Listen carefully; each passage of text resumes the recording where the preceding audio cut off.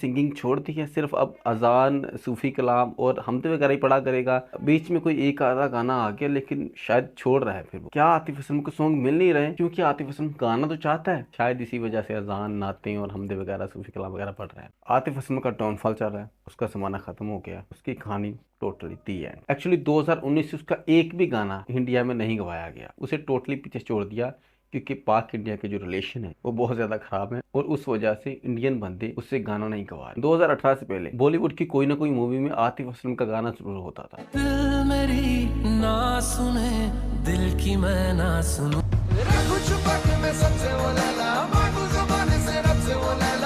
के संग तेरे पानियों सा बहता रहूं, क्या से क्या हो गए देखते देखते सोच। बट अब नहीं। एक्चुअली काम स्टार्ट हुआ 2019 से। 14 फरवरी 2019 को इंडिया के हाई कोर्ट ने ऑफिशियली तौर पर बैन कर दिया था पाकिस्तानी तमाम आर्टिस्ट को, जिसमें सबसे पहला नाम था आतिफ असलम का। शुरुआत की सलमान खान ने, जिसका उस टाइम सबसे ज्यादा फेवरेट सिंगर आतिफ असलम था। सलमान खान की प्रोडक्शन मूवी से उसका जो सॉन्ग था वो रिमूव कर दिया। उसे देखकर बाकी जितने भी मूवीज में आतिफ असलम का सॉन्ग था उसे भी किसी और सिंगर में रिप्लेस कर दिया। तो आतिफ असलम के सारे गाने किसी और सिंगर ने गाए थे। 2019 में आतिफ असलम के बहुत सारे गाने थे जो साइन हो गए थे, बट इस मसले की वजह से किसी और सिंगर से रिप्लेस कर दिए गए। उनमें गाने शुमार होते हैं पछताओगे, स्टार्ट हुआ था पछताओगे से। अभी कहते हैं अरिजीत सिंह ने ज्यादा अच्छा गाया था। बेशक उसने अच्छा गाया था, बट आतिफ असलम ने भी बुरा नहीं गाया था, बहुत फीलिंग वाला था। वैसे कैसे हुआ, चाशनी, पल पल दिल के पास और भी बहुत सारे सॉन्ग थे जो बहुत हिट होने थे। आतिफ असलम की आवाज में उसका कुछ बहुत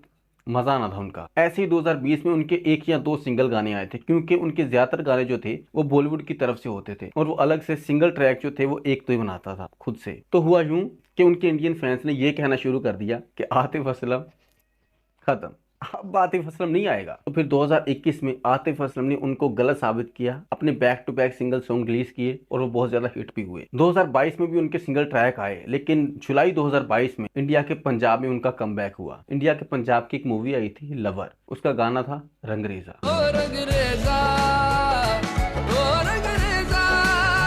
बहुत कमाल का सॉन्ग था, एक सैड रोमांटिक, जो बहुत ज्यादा हिट हुआ और उन फैंस को याद दिलाई बॉलीवुड के आतिफ असलम की। 2023 में उनके सिंगल ट्रैक कम आए, बट एक गाना आया इंडिया में पंजाब की सुपरहिट मूवी कैरी ऑन जट्टा 3 का।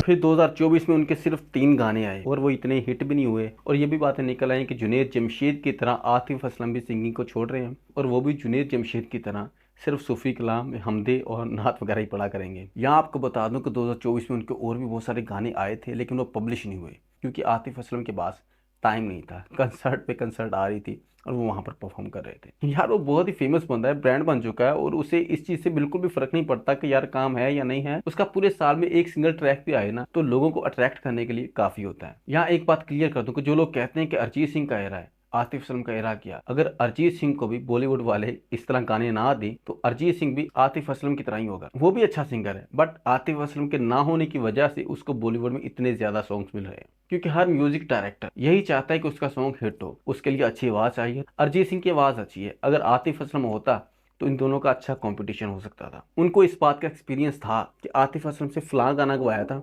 वो बहुत ज्यादा हिट हुआ था तो उसे और भी गवाएंगे, लेकिन इंडिया और पाक के रिलेशन की वजह से वो बेचारे मजबूर हो गए। इंडिया के जो लेबल हैं हाई टीआरपी के लिए अच्छे सिंगर से गाना गवाना उनकी मजबूरी है। तो आतिफ असलम से उन लोगों ने कांटेक्ट किया कि हम लोग आपको लिरिक्स, कंपोजिशन और म्यूजिक वगैरह भेजते हैं, आप उससे गाना रिकॉर्ड करो और वोकल जो थी वो हमें भेजो, हम लोग खुद ही सेट करके उसे अलग से सिंगल ट्रैक बनाकर बाद में आप वीडियो रिकॉर्ड करके हमारे चैनल के थ्रू पब्लिश कर देना। हम लोग अपने चैनल के थ्रू से पब्लिश करेंगे और सिंगल ट्रैक को रिलीज कर देंगे। बट कुछ रीजन की वजह से हाँ भी किया, इनकार भी किया, तो बीच में थी बात और वहां से भी उनको प्रेशराइज किया गया बीजेपी वालों की तरफ से और वहां के जो मीडिया बकेट्स हैं उनकी तरफ से। तो उन चैनल की तरफ से कोई भी सिंगल ट्रैक रिलीज नहीं किया गया। इसी वजह से अरिजीत सिंह को इतने ज्यादा गाने मिल रहे हैं क्योंकि बॉलीवुड वालों के पास आतिफ असलम नहीं है। आपको यहाँ पर एक खुशखबरी देता हूँ, इंडिया में बॉलीवुड की तरफ से आतिफ असलम को कॉन्टैक्ट किया गया है। आतिफ असलम का बॉलीवुड में कम बैक कंफर्म हो गया। तो वही आप लोग देख लेना, आतिफ असलम का कमबैक होता है तो अरिजीत सिंह के कितने गाने आते हैं और आतिफ असलम के कितने। और यहाँ पर यह भी बता दूं कि जो लोग सोचते हैं कि आतिफ असलम ने सिंगिंग छोड़ दी है जुनैद जमशेद की तरह, ये बड़ा पर्सनल किस्म का एक वो सिलसिला है कि कोई अगर म्यूजिक छोड़ता है या नहीं छोड़ता। जुनैद जमशेद साहब की रिस्पेक्ट में आपसे मुलाकात की हुई है तो उनकी रिस्पेक्ट जो है वो अपनी जगह, अल्लाह ताला की मर्तबा जो है वो बुलंद फरमाए। मुझे ये लगता है कि मैं अगर दुनिया का साथ रख रहा हूँ तो साथ दीन को रखने की कोशिश कर रहा हूँ, क्योंकि इंसान है, इंसान से गलतियां होती हैं। तो इसको कह लें कि मैं म्यूजिक छोड़ने नहीं वाला हूँ और ना ही इसको छोड़ूंगा। अच्छा। मेरे नजदीक इसकी कोई वो नहीं है सिलसिला, मेरे दिमाग में ऐसा अभी कोई सिलसिला नहीं है कि मैंने म्यूजिक छोड़ना है। हाँ, लेकिन मैं इस चीज को हाईलाइट जरूर करना चाहता हूँ कि म्यूजिक तो चले हैं, लेकिन अल्लाह ताला के नाम, अल्लाह ताला की सिफात है, ताजदार हरम कौन है, नबी करीम सल्लल्लाहु अलैहि वसल्लम की इम्पोर्टेंस क्या है। सो इन चीजों के साथ जब, क्योंकि मुझे बड़ी खुशी होती है जब मैं 17 साल और 18 साल की जनरेशन को, बच्चों को जो है वो देख रहा होता हूँ कि ये वो ताजदार हरम सुनाते हैं या अस्माउल हुस्ना सुनाते हैं, उनको कहते हैं, मुझे खुशी से बताते हैं कि हम अल्लाह ताला के नाम याद कर रहे हैं। हम्म। तो मुझे इस बात की खुशी होती है कि उनको, म्यूजिक तो चलो मेरा याद था ही, लेकिन वो अब इस ये भी सुन रहे हैं।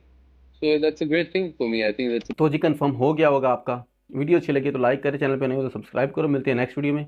अल्लाह हाफिज़।